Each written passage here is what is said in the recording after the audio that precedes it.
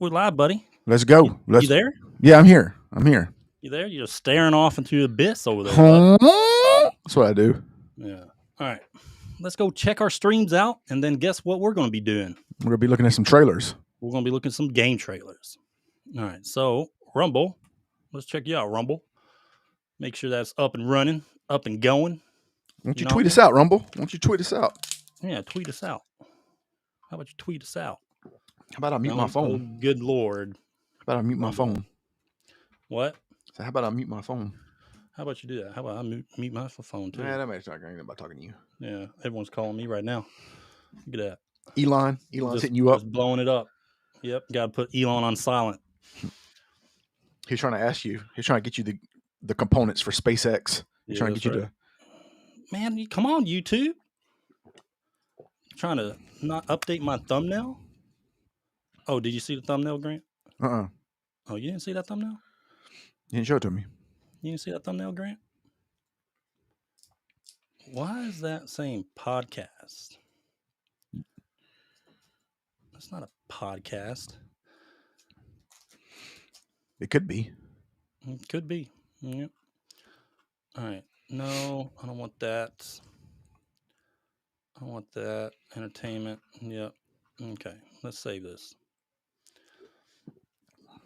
Let's save that thumbnail. Okay. Save it there. Save it then. I did save it. Save the thumbnail, boy. I saved it right now. Now let me go check old Twitch. Check that good old Twitch, buddy. I think Twitch is good. Yeah, Twitch is good, but I still need to edit this. Make sure it's talking about podcast.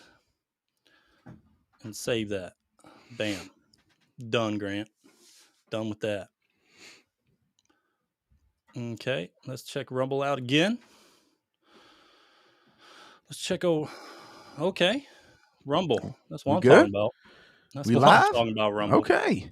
All right, let me retweet it out on X. Get this shit going.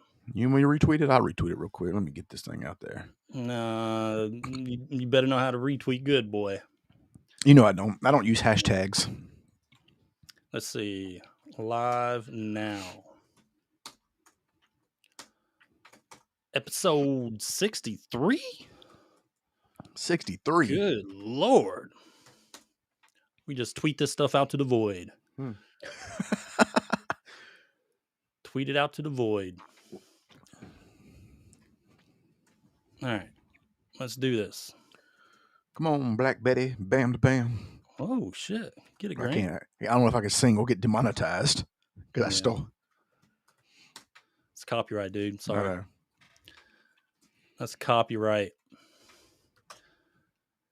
All right. Let me finish this up, and then we'll go into the trailers, and then we'll kick off the actual podcast. Know what I mean, man? So I was playing Path of Exile last night, and I did the... What now? I was playing Path of Exile, and I did the boss where you had to... It's like you have to kill the steed and the guy, the wizard. You know what I'm about? Yeah. It's in the Mastodon layer. So I kept killing the steed first because he was easier. Yeah. And the wizard was terribly hard. So I finally had to kill the wizard first, and then I had to figure it out. I also had to figure out that I didn't know that you can remove your gems and move them around. Oh, yeah? I didn't know that. You didn't know that? So what I did was I made some of my spells stronger. Oh, man. Okay. You better care. Out now, we are good to go. We are good to go. Let's see. All right, Big G. Are we ready for the trailers? Yeah. All right, let me post that. All right, closing Discord. All right, dude. Mm-hmm. Ready to get some trailers? Let's do it. Want some trailers? All right, let me pull up our YouTube. Go download. We'll do a couple trailers and then we'll kick off the podcast. All right. All right, let's see. Downloads. Okay, let's do the first one. All right, let me share my screen, Grant. All right. Let me share my screen. Tell me when you see that. I see it. All right, let me blow it up some. All right, Grant. You ready? Oh boy, I did not know about this. お前の力はこの程度 Ready? まだまだ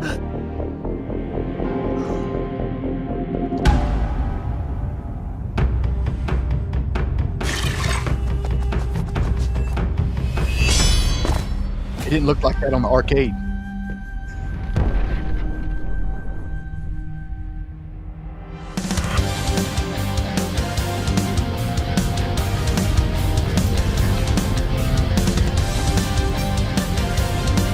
Old music coming back. What is it gonna be so awesome?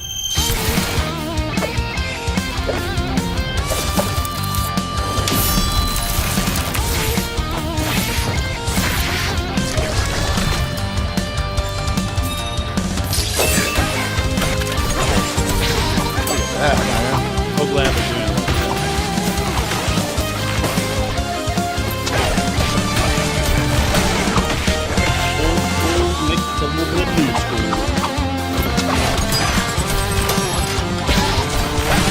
This game looks phenomenal.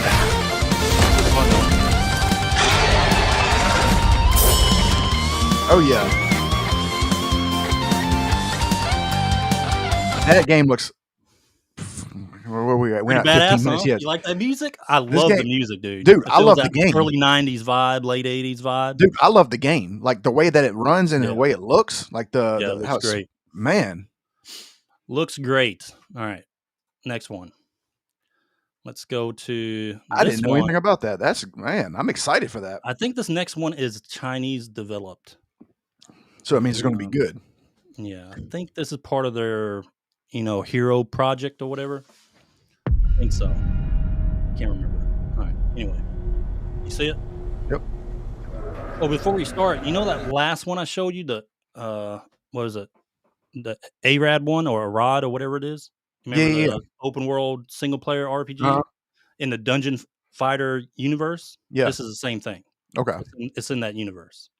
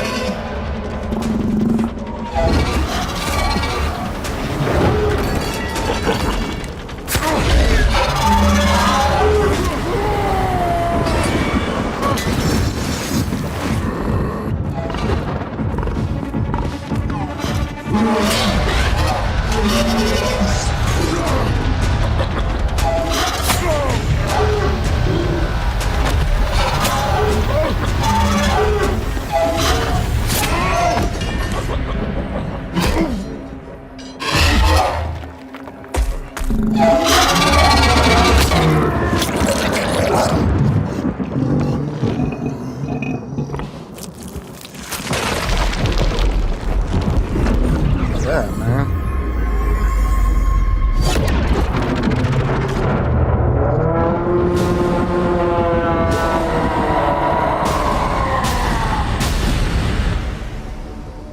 Like, I only want to play games now made by Chinese studios.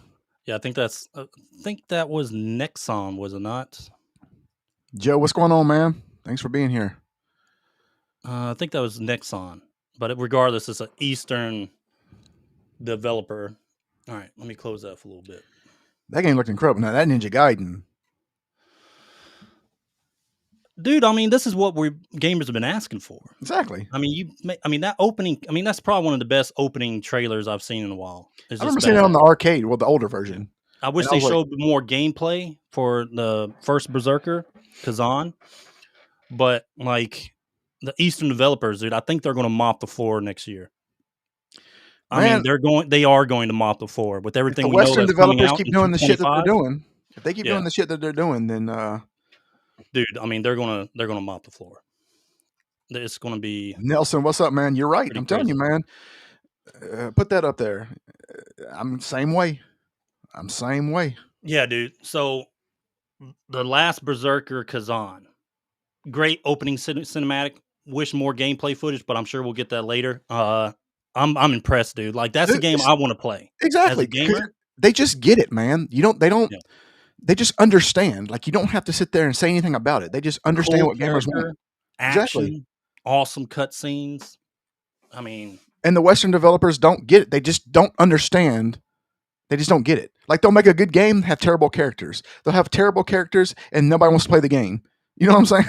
Like, I think because, all right, so check this out. Majority of these games are coming out now that had terrible character design. What they started development like in 2019-ish. Yeah. Around there probably. Maybe during the pinnacle of everything. During that time. Yeah. When everyone was just the political spectrum. I mean, it was happening before that, but the political spectrum just exploded, right? Yeah. Oh yeah. And everyone started taking sides. I mean, it was even before that, honestly. Yeah. But they're making games you can tell when they were made, because there's been a big pushback now, including from a lot of major streamers like Asmongold and stuff like that, on character design, especially on the masculine female character design, right? Yeah. Like, you don't have to make a heroine, I guess you can say, masculine. Like, you don't have to do it. Some of the best female heroes have not been masculine. Correct. And we can bring up movies and everything with like Ripley from Alien. They don't have to be masculine. Like Ripley had just had the motherly instinct thing, in Aliens and stuff like that. That would made her a badass. But you don't got to make it masculine, dog. Yeah. Like it's ridiculous what they're doing with some of these characters. Where they say things like, "What's up, bro?" Interesting at all. What's up, bro? On God. What's up? On God. Yeah, I mean, like they make them really personalities and everything and how they look. It's kind of stupid, honestly. Yeah. It's just bad character design. And that's going to hurt them in their sales. I do think it will.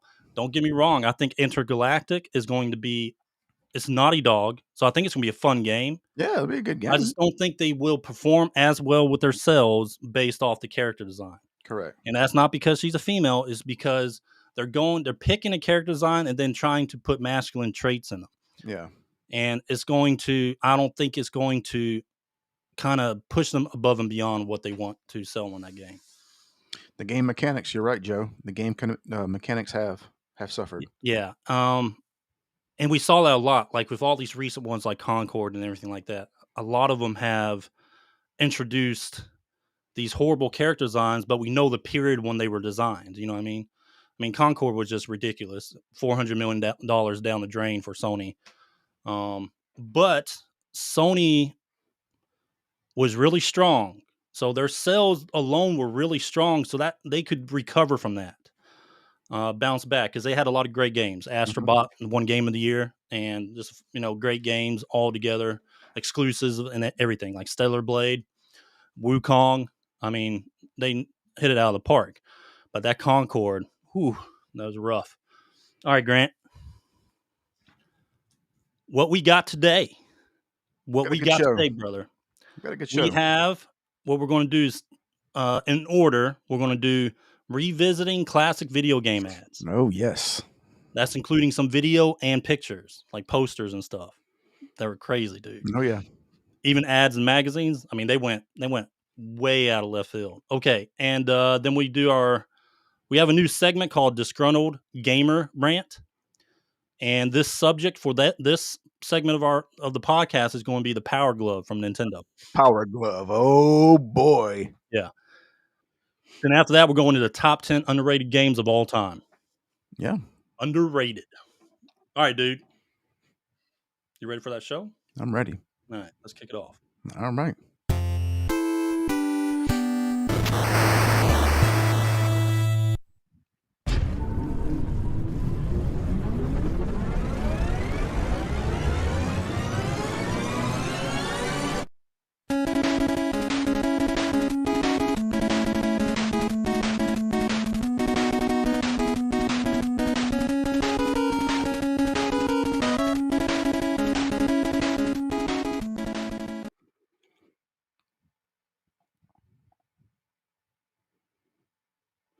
What's going on, everybody? It's your boy Grant rolling here with the DMG Gaming Podcast. And as always, I am joined by the proprietor of the Power Glove himself, my boy, Ed Phillips. I dabbled in the Power Glove a little bit when I was young. I got some stories about the Power Glove. I dabbled in it. I was mostly all into with the Nintendo gun, playing Duck Hunt. But that's because y'all live down the country. I dabbled in the Power deep Glove. country. Yeah, the deep country, dude. My dad, brothers, I think I've already told this before, but my dad and brothers would, when I was real small, they'd come in back from like hunting or something like that, and they'd sit there and play my Nintendo for like a couple hours. Surprised your dad didn't pull out a real gun. Yeah, shoot the TV. All right, Grant. All right, for anyone that's in chat, we're very interactive with our chat. Always. So chat away, say whatever you want. We'll answer you here and there as we go through the podcast. But feel free to go at it, and we'll interact with you. Also, we're going to start with revisiting classic video game ads, Grant. Mm-hmm. This might be a long segment because we got a lot to go through. That's fine. We got a few videos we're going to show, some ads, and our reaction to them. Some I remember when I was like looking through some of the videos today. Some of them I actually remember.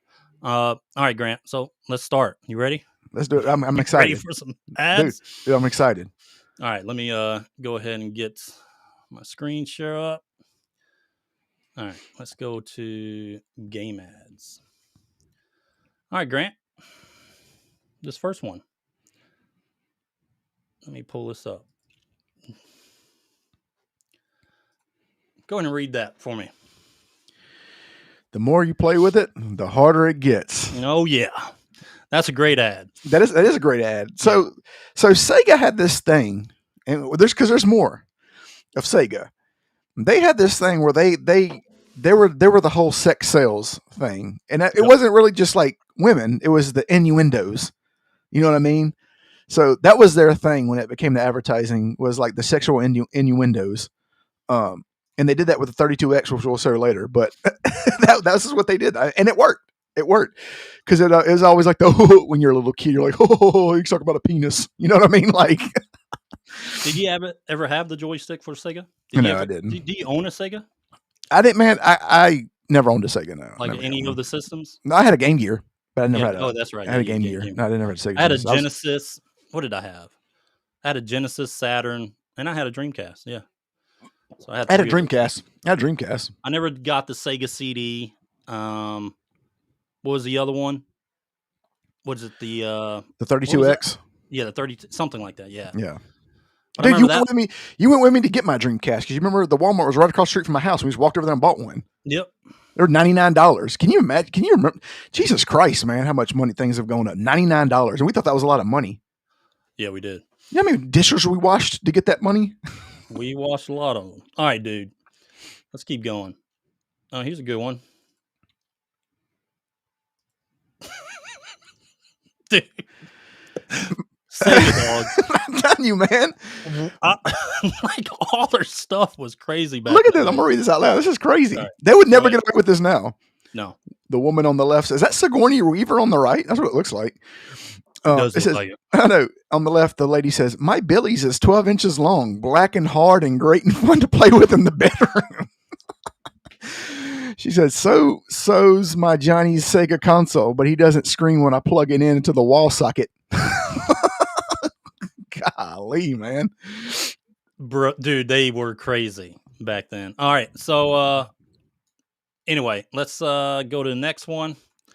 Dude, Sega Master System. So I never had a Sega Master System because I had the Nintendo. My parents were they would always let me get a new next gen console, but I always couldn't get both. Had to choose one. So it was either Nintendo or Sega Master, Super Nintendo or Genesis, and so on. So, but they no, were the really Sega Master. into Sexual innuendo. Yeah, that was their they thing. were really into the sex sales. Here's one for Defender of the Crown. Well, I would have had this picture. This was a PC game. Oh yeah, back in the day. But I mean, this was very commonplace in games back then, especially like your 80s Dungeons and Dragons and stuff like that. This was very commonplace. So let's. Yeah, this is the type of stuff. Here's the thing: is like when all this stuff came out, I was probably too young to understand, to be excited about big boobs at that time. You know what I mean? Like I don't think I understand the power of titties until I was like, I don't know, 12 or 13 or 11, somewhere in that area. Yeah. Nintendo was the correct choice. Yep. Yeah. That's right, Joe. All right. Grant. Now, this one I remember from the arcades. Haunted Castle? Yeah, the Haunted Castle, the Castlevania spinoff, right? But it only came out at arcade. They eventually brought it back recently with like the what was it? The big packs full of them. It's just recently got redone, and they did it and got it released on console. But dude, these cheesy. This looks like some dude going trick or treating. Yeah. You know what I mean? Like they were really cheesy. Like that's Dracula. That's supposed to be Dracula. It's supposed to be Dracula, yeah. Castlevania. So here's the thing. Here's the thing how they did this from Walmart or something. It was always the same thing. Like if it looked cheesy, the game was always really good. Yeah, and always a hot woman on there. But if the ad was like badass, the game was not. Yeah. All right, let's keep going because we got a lot to go through. Let's go. All right, I love them. Let me share some of yours. All right. Is this the first picture that goes with another one? Oh yeah. Yeah, there we go. Here's the 32X. Mommy, 32X. What are those two machines doing? It's supposed to be the penis going in the vagina. The 32X going into the Sega. Boy, was that a failure of a system. That was an awful system. Here's the next thing that goes with it. Oh yes, more, faster. Oh God. All right. For all that, for a terrible system. Before we continue, let's do a commercial. This is actually one of the first commercial ads ever. And let me see if I can pull it up. Here it is. All right. The Magnavox. All right. This was like before 80s, before we were born. The Magnavox Odyssey. Okay. Oh, yeah. The Odyssey. It was the old, you put the... You have to put the overlays on there. Television. Yeah, the overlays. Yeah. It was just like Pong. Light. Yeah, it was just Pong, and you had to like put the overlays on it and move the things around to make the games right. Yeah, oh yeah. All right. So let's pull up this commercial real quick. Let me go back. There we go. All right, let's pull this one up. This is pretty good. Yeah, first commercial ad. I think the first ever video game ad, like legit one, was like 1971. Okay. Like involving a video game. Did they have like casino? They had casino for this game. You had to like spin the thing around for roulette. I don't know how that worked. Yeah, they had the hockey game. I think they show it in here. Oh God. All right, let's do it. Magnavox presents Odyssey, the electronic game of the future.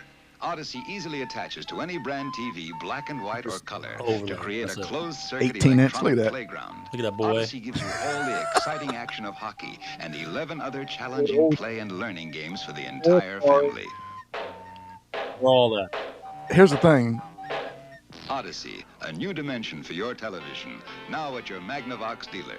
He's listed in the yellow pages. Okay. Yellow pages. So let me tell you what I know about the Odyssey. The Odyssey, those controllers were not that smooth at all. The controllers were terrible. Apparently, though, just for this commercial, they got really good ones. They were never that smooth whenever you played them. Yeah. So, like, whenever you would, like, hit the ball back to somebody, like Pong, like, it would take forever. Like, it would glitch and do all kinds of stuff for it to get back up there. So, it was terrible. This was awful. But I will say this. You had to use your imagination for these games because imagine having one game and doing with different overlays, having to make a game out of it. Now, all right, so we went through this. All right, so the 70s and then, all right, so I'd say late 70s, very early 80s. Mm-hmm. Arcades were very popular, right? Mm-hmm. And the Atari was out. But then came the big video game crash of 83, right? Yep. And who do you think came to save the day? Who risked a lot to do what they did during that time in the early 80s to pretty much save the video game industry? And they did. And this, they didn't call it like a console or anything. They called it an entertainment system. So let's go to the next actual video. Let me pull that up. This one is hilarious, dude. All right, let's do. All right, this is one of Nintendo's first commercials. One of them. If you can get it up. What's up? If you can pull it I'm pulling up right now. Hold on, buddy. I'm getting there. All right, here we go. You see it? Nope. Let me close that. Remove that. And pull this up. Here we go. Let me know when you see it. Here we go. All right, you see it yet? I see it. All right, let's play it. Oh, that's. Did you see the latest Nintendo newsletter? Whoa, nice graphics. Totally tubular, bro. You mean you haven't played it yet? We can play it on my Nintendo Entertainment System. It's The Legend of Zelda, and it's Played really the hell rad. out of that game. Those creatures from He's freestyling. Octorock's Tech-Tyke's levers too. But with your help, our hero pulls through. Oh, he got bars. Yeah, get Zelda. Awesome. The Nintendo Entertainment System. Your parents help you look it up. The Legend of Zelda sold separately. Totally tubular, bruh. Dude. All right, so Nintendo came out, right? Yeah. Pretty much it saved the video game industry from did. the get-go. It really did. Then Sega kind of joined in also. With the Master System. Yeah. Sure did. And but yeah, Nintendo saved the video game. I mean, it pretty much did put video game consoles on the map. I mean, Atari was there, but this was really the first major console system. And all the advertisements and ads they ran with it. So let's go back to our pictures. So let me stop sharing that. Let's go back to some more ads. Let's go back to arcade ad. Do you remember this game? Let's see. Deadeye? I remember Deadeye. You know, the targets would pop up and and some of them would be like good or bad guys and stuff like that. There's like 50. There's like a 50-cent game. I like how they advertise this arcade system because, you know, they got, of course, the pretty woman and a guy in his tux. Maybe they like James Bond. I was over there like by myself as a kid playing the damn game. No girls around me or anything. No one watching. No, it never was like that. This was false advertisement because I thought I was going to be able to do that. No, back then I was going to have a cute girl to shoot guns with me. Nowadays you would. See, we were born in the wrong generation. See, now you would. Nowadays, yeah. Yeah, back then girls were like, he's a nerd. I don't know, dude. Like some arcade games were pretty popular. You remember Knights of the Round and those like those. I remember having, or you know, the early Mortal Kombats, like Mortal Kombat 1 and arcade. God, yeah. Samurai Showdown, dude. I used to be able to get a crowd with that stuff. Yeah. Like those, I guess more popular arcade games. I used to be able to get a crowd. They you always knew that games with like guns were like 50 cents. Oh yeah. All right, let's go to next. Oh, this is that. You remember that? All those big Ultimate Gaming rigs. Okay. Giveaways. They have like a Nintendo Power, Game Pro, so many others. Mm-hmm. I did this. I actually sent this to you because I actually said this. I wanted that because I wanted that 3DO. Why did I want that 3DO? I have no idea. I mean, I wanted the 3DO because I thought it was awesome. Got that Jaguar in there too. I know. Little did I know they were all shit.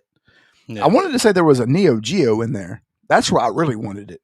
But look at that! Look at that stereo system, man. Like you can put all that on your phone now. That's what's crazy. Like all that you can play everything on that thing right now, dude. You can play with. You can download, put it on one satellite jump drive dish right there. Everything like that. Satellite dish, a jump drive. You can put everything right there. You can put that on a jump drive. It's incredible.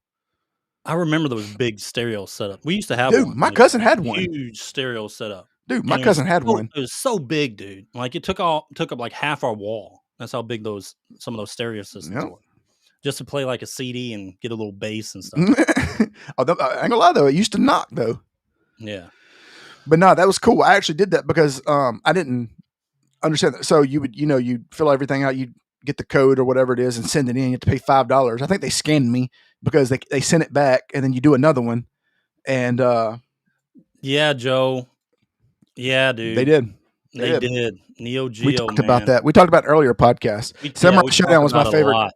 Samurai Showdown was my favorite fighting game. Yeah, still to this day. Samurai Showdown and a few others. They had great fighting games on King of Fighters, because the Neo Geo. So if you had a Neo Geo, like today in today's society, like if you see somebody in a Lamborghini, they had money. But if you saw a kid back in the 90s that had a Neo Geo, oh yeah, they were rich. That's a rich family. Because that thing was like $700 then in the 90s. And then the games were like $200. Hey, dude, I found you. Where'd that picture of me come from? There's a poster. It's not fucking you. So this is so this picture. I love those old barbarian games. And they're always Fabio. It's always Fabio. Or and all that stuff. It's always Fabio. He was always open for those. Fabio was doing this, and he was always doing on those books. You remember at Walmart where they're like the pirate? Yeah. So this is the example that I'm talking about of a game that looks badass but plays like shit. Yeah. So this is definitely not what. So when I saw this come out, I was like, "Oh my god, Wizards and Warriors 2, and your guy looks like that." No, he looks nothing like that. Matter of fact, the guy has armor on and not a shirt. He's not shirtless. All the knockoff arcade games they came out with for a while. Like you had a Centipede, right? Yeah. And then, but they would, another company would come out with Millipede. Yeah, but they did it with almost every game, like Galaga and all that stuff. They all had their knockoffs. It's like knockoff brand cereal, right? Yeah, they all had their knockoffs. There was no patent or any of that stuff or nothing. There was nobody got sued. I feel like nobody got sued back in the day. Pretty much, almost just the same game. Well, how many? Think about this. For the Atari, how many space games were there? Everything was space back then. Space Invaders, Space Wars, Star Wars, Star this. This is another arcade. It's a pinball one, though. Known damn well that does not look like Doc. This fat ass. That is like Mike Leach. Does that not look like Mike Leach? I'll give it to the guy on the left. He kind of looks like McFly, right? He does. Just a little bit. But the guy on the left, man, come on, dog. And those aren't even like those aren't even like the glasses. Yeah. Oh, yeah. And the big Rambo advertisements. I think I got a WrestleMania one too on here. Again, this game. Okay, when you saw this poster, you're like, "Oh my god, Rambo! You get to shoot people with machine guns." And no, you do not. This game was terrible. It's like first of all, it played like Zelda 2, just like it. It was basically the same model. You didn't get a gun to like the end, and you only had like so many bullets. You had to like use a knife, and you fought. Did you fight people? No, you didn't fight people. You fought snakes and spiders and all these other things. When did Rambo do that in the movie? Horrible game. Batman. Okay. Here we go. So I sent you this one because this is how they ran out of ideas. Because I want you to go to the next one. So he's playing Batman, which is a good game. It's not bad. It's a decent game. It played like Ninja Gaiden. Which one? Which picture are you talking about? The one that looks just like it. There's another one. He's playing Fester's Quest. Oh no, I don't have that one. Oh, you don't? Oh, sorry, it's too small. So basically, I got one that we're going to talk about later. Oh, Power Glove. Oh yeah, the Power Glove. You'd think the Rambo would have played like Contra or something. It didn't. It didn't. Why did they? Out of all the games, why did they choose in Contra? You felt like you were playing, I don't know, like Sylvester Stallone and Arnold Schwarzenegger. Correct. That's kind of like what they were trying to play at. But my thing is, why did they go with Zelda 2 out of all the games? Why would you want to play a game like that? All right. I mean, I get there's you do that for RPGs, but why would you do that for Rambo? And here's another classic. Now this drew crowds. I remember when this game first came out in arcades, dude.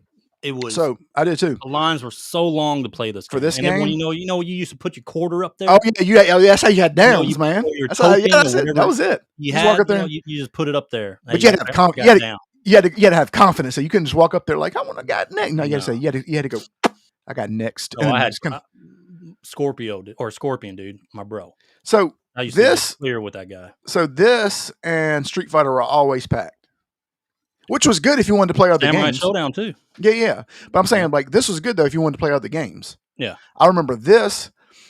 These were the biggest games that I can remember as a kid. Mortal Kombat, Street Fighter. Darkstalkers used to be packed too. Yeah, I had a. So here we had it was before it was Chuck E. Cheese. It was called Showbiz. Yeah. So I remember them having this Street Fighter, Teenage Mutant Ninja Turtles arcade, and those were like the biggest games. So like if you wanted to, an Afterburner, dude, you remember Afterburner? Dude, Afterburner was awesome. Where you got in the machine and it moved. That game was hard too. Simpsons arcade? Yeah. Yep. That used to be packed too. So I don't understand why they never brought that to console, because they did it with Teenage Mutant Ninja Turtles. They should have did it with that one. And same with the X-Men game. The X-Men game was tight. Yeah, the X-Men game was great. We had an Aladdin's Castle too. Aladdin the Castle in the mall. Yep. All right, let's do. All right, Grant. We're going to. We won't flash forward yet. Here's an old school Street Fighter 1 poster. Did you ever play the first one? Unfortunately. Yeah. Wasn't that good. It was not. Street Fighter 2 though, legit. Yeah. Big step up. Okay. What about Street Fighter 2010? Yeah. What is this? No, I don't want to go to that one yet. I think this is a Contra one. Super Contra. Remember that? Look at that dude in the background, bro. Oh, God. Looks like he's trying to take a shit. Yeah, he looks constipated. Yeah. Super C. And that guy in the front. It's like he's not even looking at the right camera. Yeah, dude. But these were like all the old. I mean, they used to do this with all the posters, like all the action games and stuff like that. They used to do it all the time with like live action people. And then they have women. Sometimes they would have women Castle and all that stuff. And sometimes they would have women in bikinis, and the game had nothing to do with that. Yeah, no reason. All right, let's let me find. See, I think we're about done. Oh, here's a good one. Did I show this one already? Sega Saturn advertisement. It's a good advertisement. There's a beautiful naked woman on this page behind all the different games for the Sega Saturn. Yes, this was an actual advertisement. That is smart. Couldn't do it now. Could not. People would be too offended. Oh, misogynists! You just look at her like a piece of meat. What about this one? Did we show this one? Oh, this was the Power Line ad. So before, is this a Nintendo Power one? It is. Okay. Yeah. So before, you didn't get on YouTube and all this other things. You had to actually call people if you wanted to know how to do some stuff. Like how do I get the white sword in Zelda, or how do I get the Master Sword or whatever? And they would be like, well, do you have 17 hearts or 16 or whatever, how many hearts it is, and do you have to do this, and do you have the staff of this or whatever, and then you're like, no, I don't. And anyway, it was like $6 at the time, whatever to call. I never called. Did you ever call? I can't remember if I did or not. I don't think I ever called. I was always afraid I'd get in trouble if I called. I think I did call for the you remember the Golden Sword in A Link to the Past? Uh-huh. It was the step above the Master Sword. You could temper the Master Sword, right? You have to throw it in the thing, right? Yeah. I didn't know that either. You can make it red. You could temper it. And then the step above that was like the golden version. Yeah. You throw it in I think I called them for that. I didn't know that. Yeah. I didn't know that till I was like an adult that you threw it in the That's crazy. Yeah. So let's see. That's it for that. Let's move. Oh, all right. We're going to flash forward just a little bit. All right. This was, I think, to me, one of the best just one-pager ads in a long time. Okay. And you want to just immediately know what this is as soon as I pull up. It's so simple. Let me open that.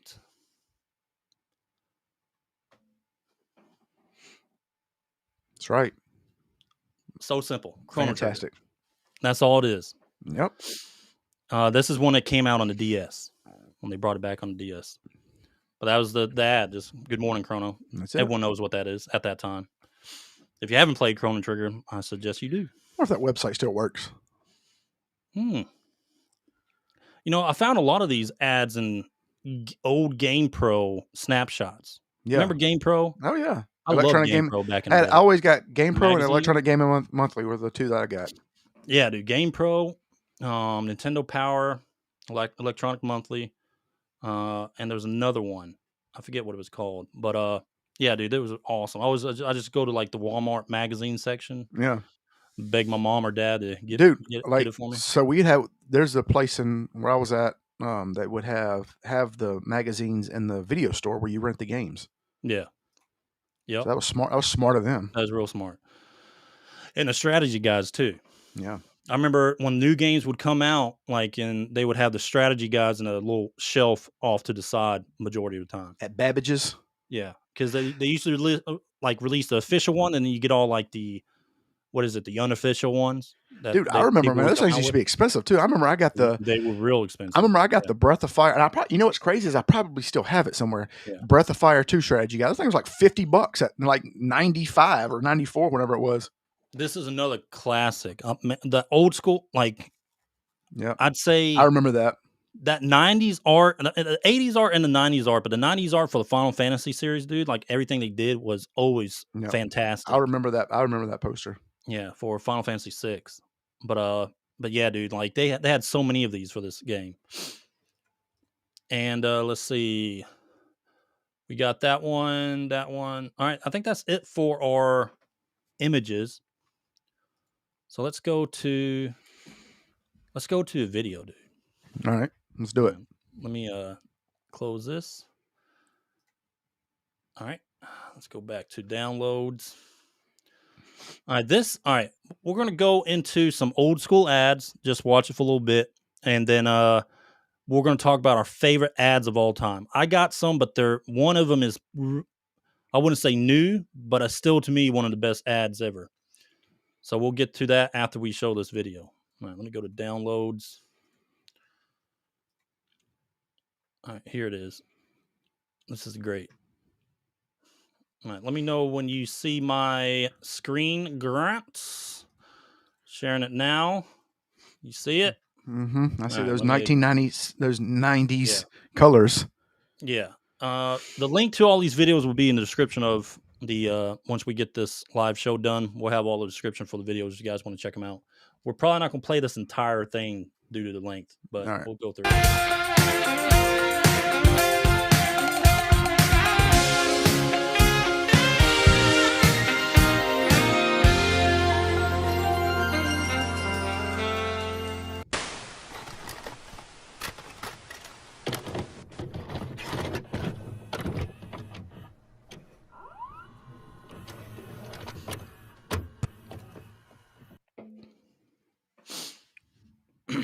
They have 2 intros for this thing? You'll recognize some of these.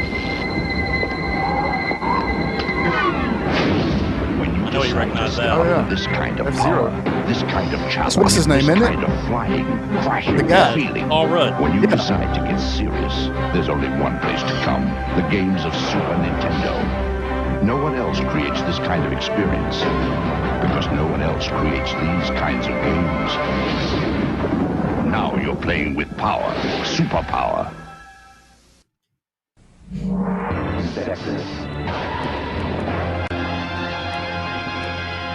The Star Alien life forms are out to destroy Earth, and you're the Star Warrior who takes them on. Zexus, with adventure, maze, and shooting stages. I like games that are like Life Force. Yeah, these always have these cool animations. Yeah. Zexus, Space Spectacular. Look for it today. By Hudson Soft. Hudson Soft. For Nintendo.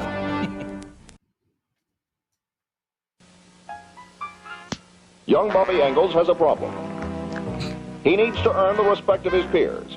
That looked like you in the back. So he gets Sega Genesis, the ultimate action system. And then he buys Mortal Kombat, the arcade edition, and the all-new Shinobi 3, and Marvel's X-Men. Now, things are pretty much okay.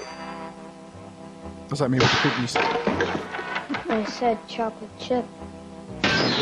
No. Say it. Say it. Good, don't bend too hard on the legs. Yeah, that's close enough. Okay, who knows what a two-point landing is? Ooh, sorry. Okay, is this bad? I got a tangle.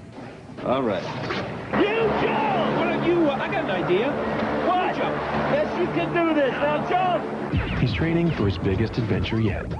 Oh yeah, he's ready. Come on, trust me. Yeah. Go. I say you got their insurance for him. Crash Bandicoot was a good game. Dude, they used to have a lot of, like, that's not even the only one. They used to have a ton of those Crash Bandicoot commercials. Yeah. With the guy dressed up like that. Yeah. They used to have it all the time. I remember they did like 3 or 4 different commercials just for the first game. I wonder why don't they have video game commercials anymore? That's what I wanted to talk about. I think some people they do it every now and then, but they've really just resorted to the CGI opening, right? Yeah. A trailer, right? Mm-hmm. They don't really advertise it like this anymore. No. But that's what I actually want to get to later. Yeah. Once we talk about like our favorite ads of all time or something like that. But Mm-hmm. but yeah, dude, they used to do this all the time. Like, we'll get to Halo. Halo has some, like, early Halo has some of the best ads ever in video games, dude. And we'll show a few of those here in a minute. Rod. PlayStation. Yeah. We're getting calls about a wild party over here. Know anything about it? I didn't think so. Which one of you jokers goes by the name Mario? It's me! Could you step outside, please? Welcome to Mario Party, where you and 3 friends battle it out all night long. With 6 adventure boards, Nobody 50 did that. mini games, this party's just getting going. Mario Party, only on Nintendo 64. Nobody did that. It's me, Mario! Yeah, tell it to the judge. That's good. Today's assignment, photograph the elusive Pokemon. How do you do it?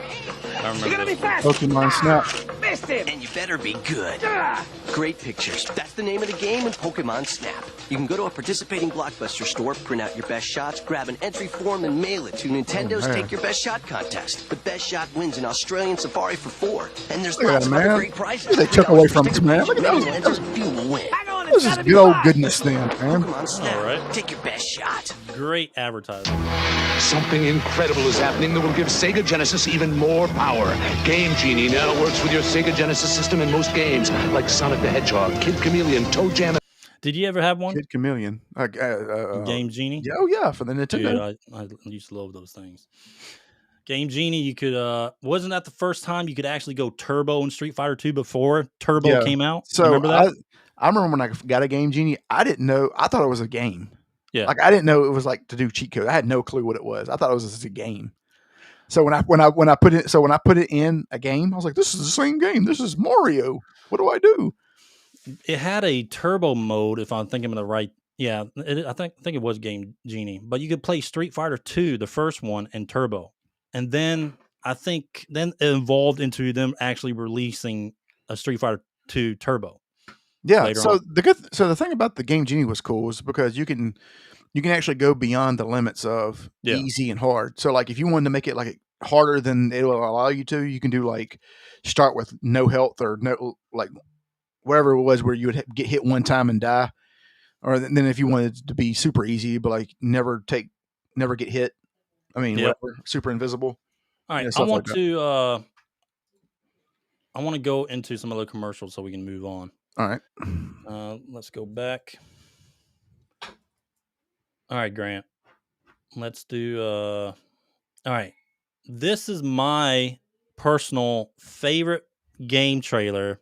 A little bit biased. You know, I was a Marine for 20 years. Mm-hmm. A little bit biased, but it was really, I think, one of the best commercials for a game ever made. Mm-hmm. There's another one that falls close behind that involves Halo also. But I want you to watch this. This is for I don't know if you remember Halo 3 ODST, the game. Yeah. But this was the live action trailer for it. All right. You see that? Yep. All right, playing it now.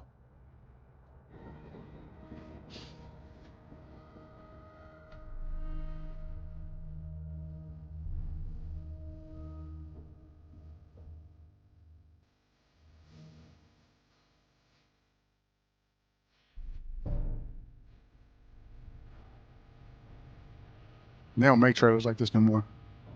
They don't.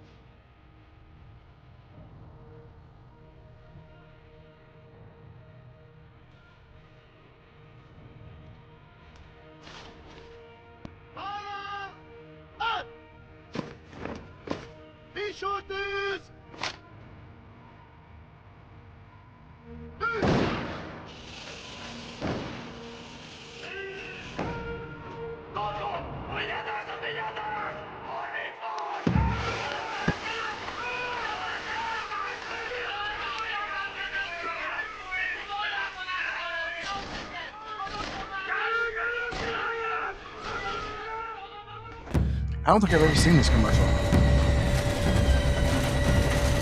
All right. Before we continue, dude, that's Xbox. Let's talk about the Halo show on Paramount. Yeah. This is 15 years ago, dude. Yeah, around 15 years ago. Mm-hmm. This trailer was made. I think about that, right? Look at this CGI and stuff is better than anything we got shown in the Halo TV show. Yeah. So much more interesting too. After they butchered Master Chief in that show. All right, let's continue.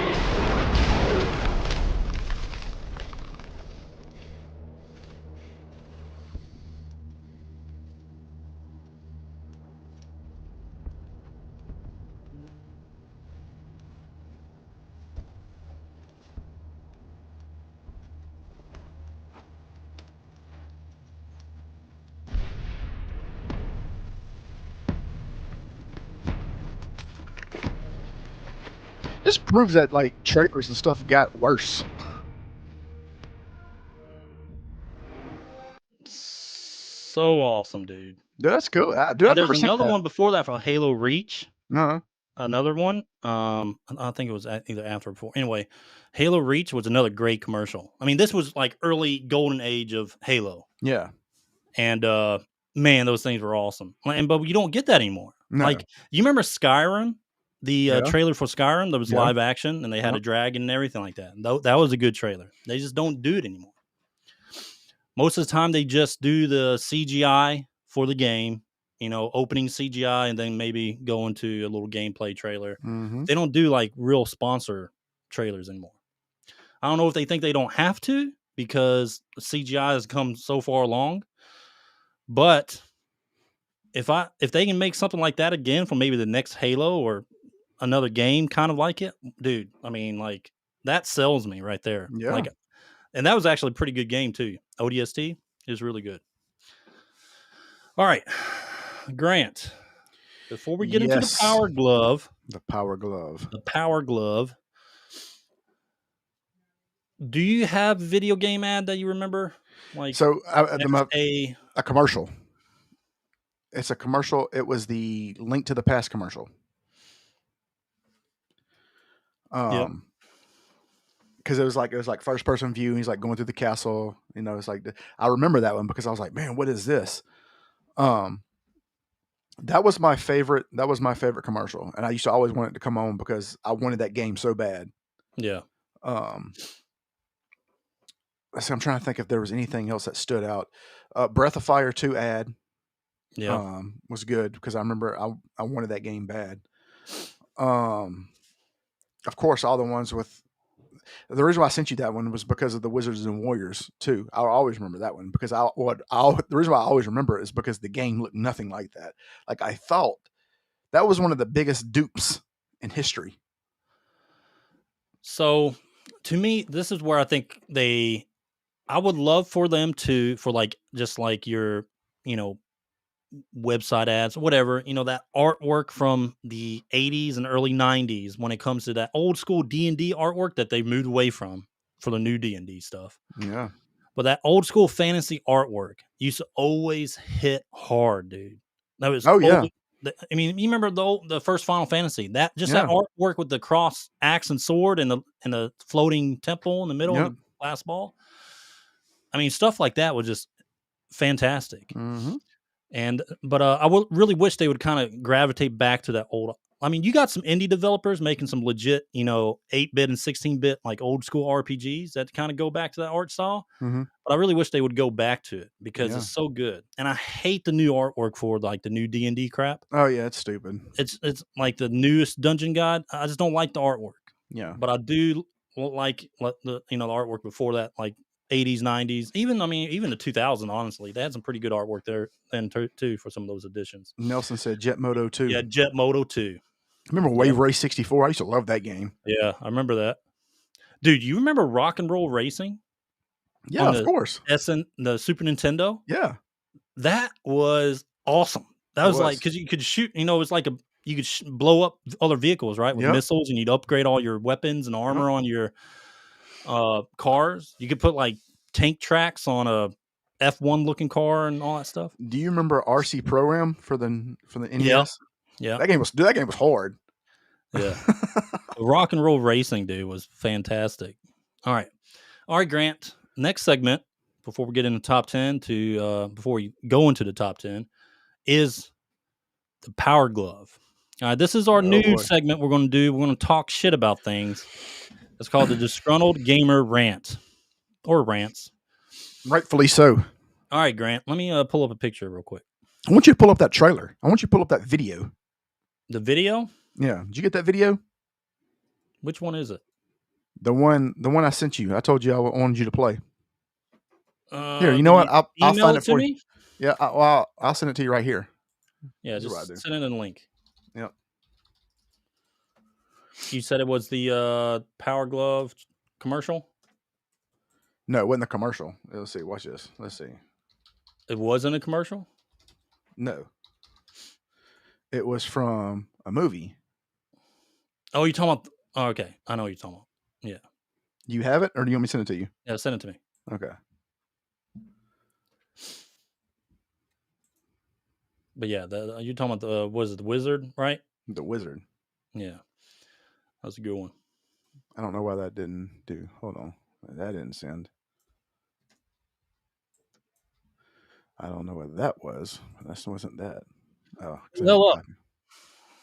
Because I didn't copy it. I didn't copy it. There we go. All right. Thanks. There you go. Now pull that bad boy up. This is going to be the intro to the Power Glove. Yeah. Because when I saw this, I thought it was going to be awesome. This is a good one. All right. Let me know when you see it. Let's do it. All right. Let's go.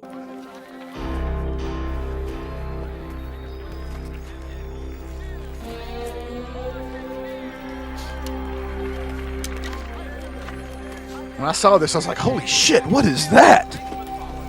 You ever imagine yourself that kid wearing a power glove?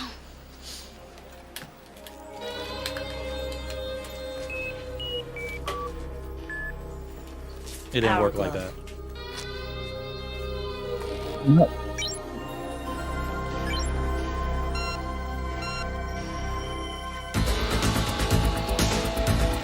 Up on.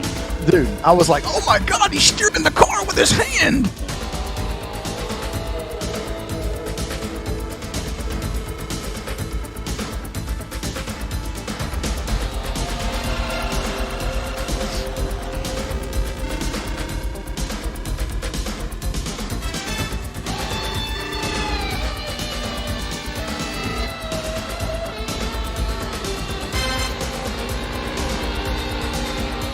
Like life did not get better than this. No. It wasn't that easy. Was not that easy. Nope. Jeez. I love the Power Glove. I love the Power Glove. It's so bad. It is bad. You're exactly right. It was fucking terrible. Let me close this. All right. All right. So, the Power Glove came out in 1989. This hunk of shit was $100. Real quick, let me see what that would cost in today's money. What you would have to put down. What is it called? Inflation calculator. So, in 1989, if you were to drop money on this garbage, let's see. If you were to spend $100 in 1989, you would have spent $250. Well, nope. That's last year. Oh, I guess as far back as it goes. So let's say $250. $250 for that. You spent $250 on that. Okay. So my brother got one. So let me give you the breakdown of how this thing worked. All right.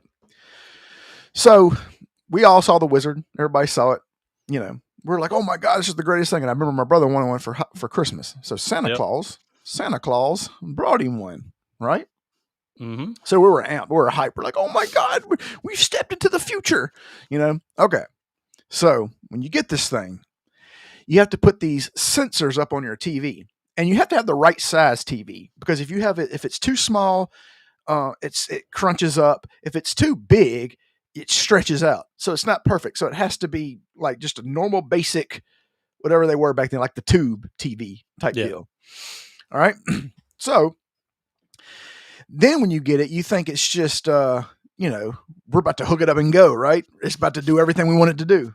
No, sir. That's not how it works. Off, before you continue, let's talk about the size of the glove. Yeah. Dude, I remember, I think it was my brother or something. He ripped like the middle index finger. I mean, it's obviously made for kids, but they don't advertise it. And some of those advertisements, they showed adults playing with it. Yeah. Oh, yeah. But it wasn't meant for people with bigger hands. Like me, dude, if I put that thing on today, that thing would just be shredded. Oh, yeah. But I remember when I was a kid, it being snug. Yeah, no, it was terrible. So anyway, when you got the thing, you thought it was plug and play, because that's what they showed. They didn't explain any of this. None of their commercials explained any of what you had to do, right? No. What it did was it came with a booklet. You had to put in a code for every game that you wanted to play. Yeah. Now, so you had to type in beep, beep, boop, bop, boop, bop, bop, and it was like 5 minutes of code. And then if you messed up, you had to start over. So it was a headache. So anyway, when you got one, right? Let's just say you got one. Let's just say Mike Tyson's Punch Out, right? Okay. So you can actually punch, right? But it doesn't move the way it wants to. It wasn't smooth like the Wizard, right? Because the sensors weren't that precise. Whatever they did for that show was, I think that was like the prototype. That had to be the prototype. Off to the side playing it with had to have, exactly. Yeah, they weren't doing exactly. Because they'd have to make like 50 cuts just to get it right. This thing was so bad that you would get beat by Glass Joe every time because it didn't move. If it punched, it didn't move, and stuff like that. So it was frustrating. So come to find out, this thing was actually made for like Rad Racer and like 3 other games only, precisely. Right? It worked. It did work for Rad Racer like that. It did. Yeah. And there was only like 3 other games that it worked precisely for. Every other game was just kind of like, we'll just take a chance on this and see if it works. You would think this game would have been good for Mike Tyson's Punch Out, right? No, it was terrible for Mike Tyson's Punch Out. It was terrible for 90% of the games. It was terrible for every game. For. Yes. Could you imagine playing like an RPG on this thing? Could you play Final Fantasy on this thing? But yeah, the Power Glove. It was cheaply made. Garbage. Yeah. No, dude. It was cheaply made. Yeah, and the thing about it, everything was so cool. Like, oh, we got the power. It's in your hand. Oh, you know what I mean? Everything was cool. Movie, everything. They hyped it up a lot. And it being just a piece of trash. So, like, if you look on this thing, like, if you look at this picture right here. Yeah.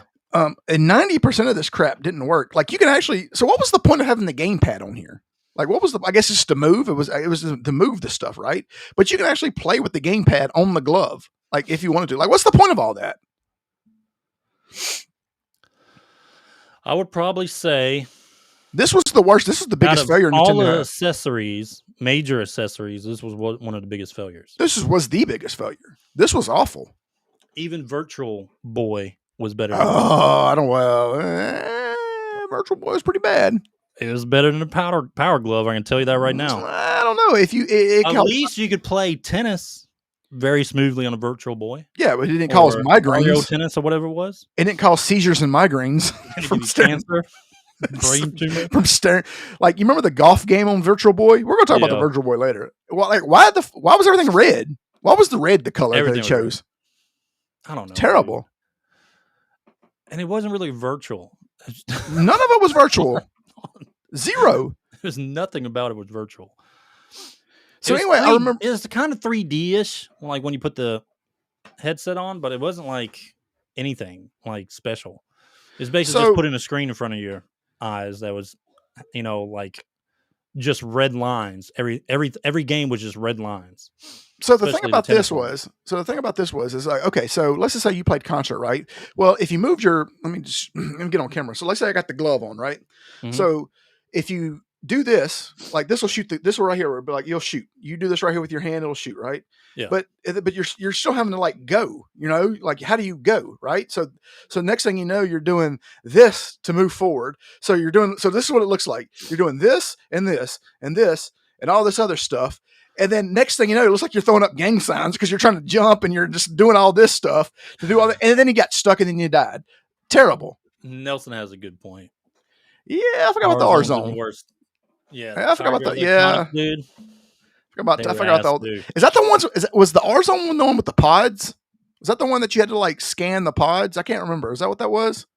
Is the Oh, that's the one that went on your face. The console thing. That's the one. Is that the one console. That's the one that went over your eyes. Is the portable game console? You remember? Yeah. What's the one that went over your eyes? It was supposed to be like a console that it was like a with the head like the screen that you looked in and it was like a mask or like a little thing. I can't remember what it was.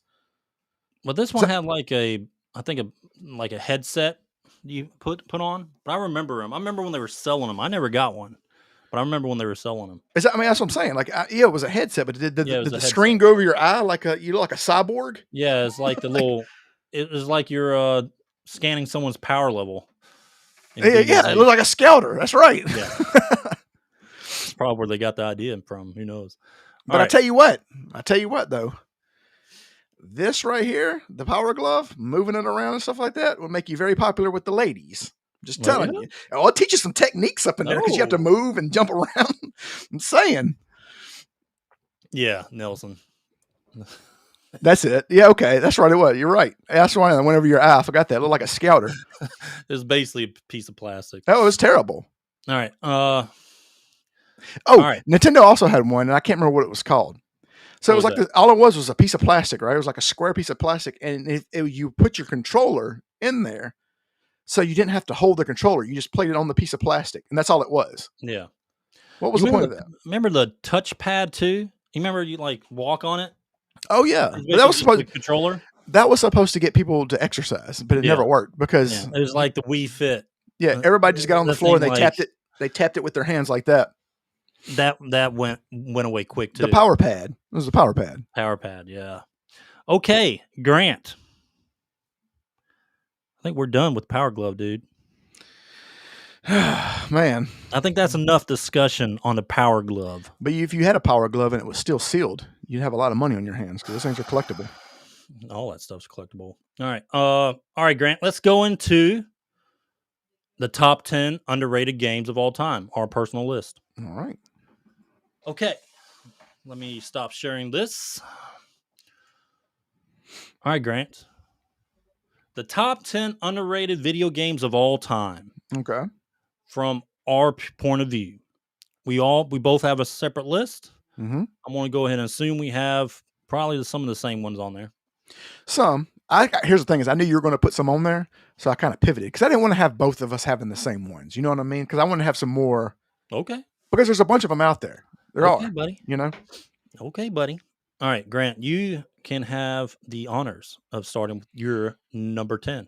Well, I'm going to start with honorable mentions. Do you have them on there? Do you have my honorable mentions? Do you have my honorable mentions? I don't have any pictures for honorable mentions. Okay, then what I have to do is I'll just tell them. Okay. Yeah. So I have two honorable mentions. So back in the 90s, Sierra was a company for the PC. Mm-hmm.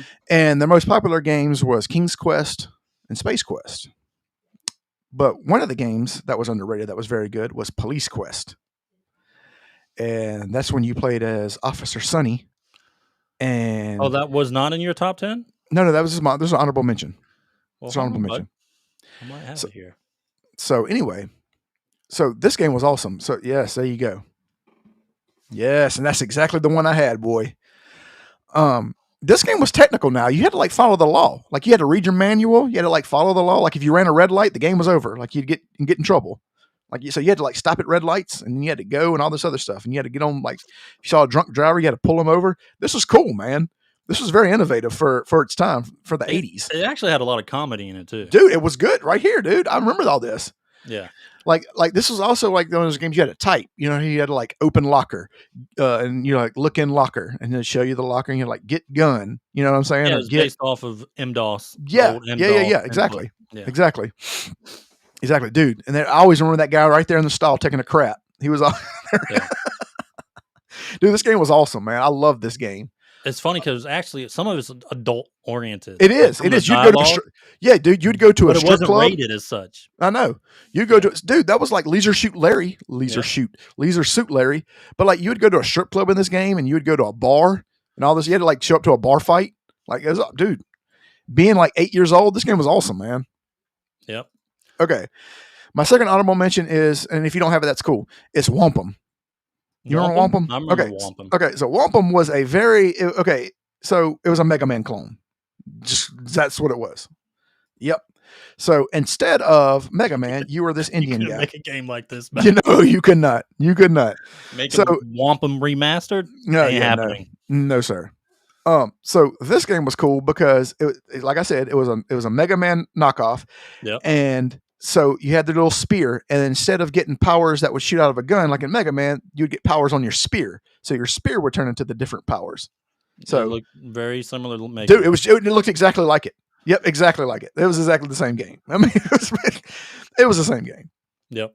And they just had to change some things around so they wouldn't get sued. Exactly. But it was, dude, I enjoyed it because I loved Mega Man and I thought this was cool. Yep. All right, Grant. So number 10 was a game called Bucky O'Hare for the Nintendo. O'Hare.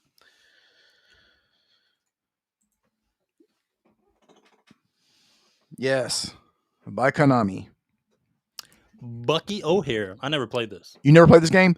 No. So this game was cool because you can you just go through different levels and stuff like that. And I remember, God, it's been forever since I played it, but I remember one of the last levels you have to like fight your clones, or whatever. But I mean, it was just a good side scroller type game, man. It was fun. It was very entertaining. Yep. All right. Do all that stuff. God, I Bucky can't remember. O'Hare, you're number 10. I can't remember that's what it looked like. What's that? No, I can't remember that's what it looked. I can't. That believe doesn't look like a bunny. I know it does not. No, he was supposed to be a space bunny, man. Space bunny. Space bunny, man. That makes more sense. All right, Grant. My number 10. I'm going to start with a good one. All right. Probably not a lot of people played this. Contra Hardcore. Yeah, okay. Like hardcore. Yeah. As in CORPS. Yeah. 1994 Sega Genesis. Let me pull this up real quick. That was a good Contra game. It was a great Contra game. Especially for 16-bit. It was really good. Yeah. But this one introduced 4 characters. You had the girl, the robot, like cyborg looking one. And then you had him and another guy, the guy that's on the main cover. But Contra Hardcore, dude, was a very underrated Contra game. Oh, yeah. Like, it really flew under the radar. Because, this was shortly after, I think, Super Contra came out. And, 94. Yeah, so it came out after Super Contra. But, I mean, this was like I guess you can say the brother to that. Yeah. But it was a great game. It was a great Contra game.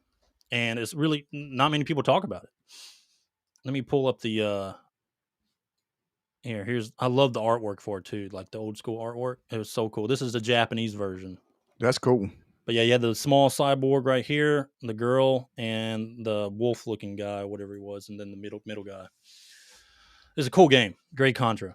It's different too, because you didn't have your same, the 2 guys like you see in most of the Contras. It was a little bit different. All right, Grant, you're number 9.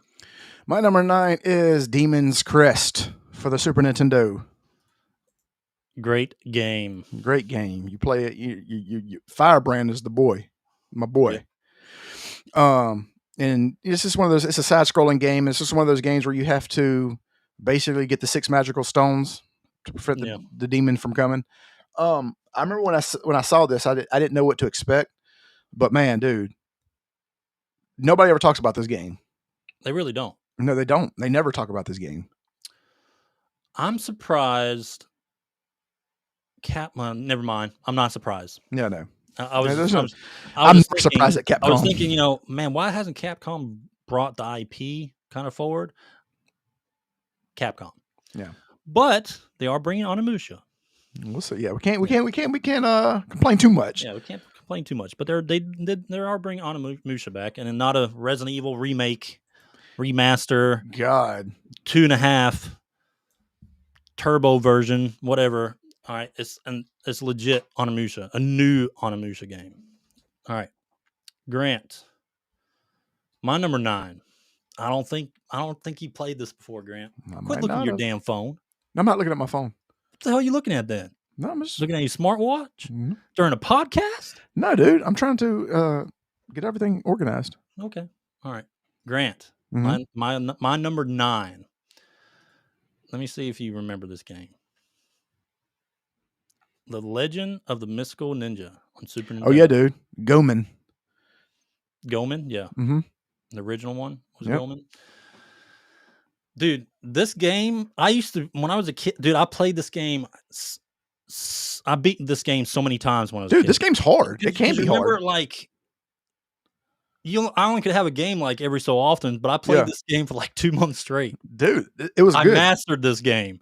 But you had your little pipe, and you could upgrade the pipe. Upgrade the pipe. His brother had, with the little mustache under his nose. Mm-hmm. What was his? Was his a yo-yo? Yeah, yo-yo. Yo-yo. Something like that. Something like that. Here, let me show another. I think I got another picture of it, or at least the gameplay, or maybe I don't. But anyway, yeah, dude. Legend of the Mystical Ninja. It's a great game. Great game. And like all the boss fights, that's the first time I ever saw like really wacky bosses, like really weird looking bosses was in that game. But great game. All right, Grant, you're number. What is it? What are we on? 8? We're on number 8. All right, go aheed. Foxanadu. Ooh, for the NES. Foxanadu. I remember this game because of how similar the advertisement for it was like Zelda. Yeah. Right? The advertisement for it. Because I mean, look at that. Yep. That's basically like almost kind of like the original Zelda cover. So this was like an early action RPG before they really kind of took off. You know what I mean? Yep. The side scrolling and stuff like that. I remember it was also it kind of had Metroidvania type aspects to it. Yeah, in a time, you go through fields and towns and dungeons and stuff like that. So it also had like the like a platform game as well. I remember borrowing. It's funny. I remember borrowing this game, and I was like, "Oh man!" I thought it was what was that? Xanadu. I thought that's what I was going to play. Oh, like the movie. I was like, man. I was like, I don't want to play this. But I remember borrowing this game from somebody, and it actually took him a long time to get it back because I was obsessed with this game. This game was great. Yeah, it was. All right, Grant. My number 8. This was an easy one to put up here. Secret of Evermore. Oh yeah, Squaresoft back in the day. I knew you were gonna put that on there, so I didn't put it on mine. Good, but I agree with it. Yeah, Secret of Evermore. Let me pull up the picture.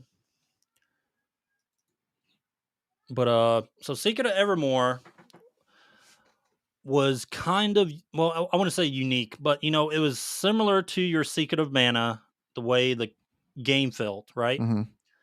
But you follow this kid, young boy, and his dog. And they start out in Podunk, USA. You remember that? Yep. And anyway, they end up getting this machine malfunctions, and they end up getting swept away along with some people in their town, right? And you go through the game trying to find them in different eras, like prehistoric. I think one's kind of like the Colosseum or pyramid.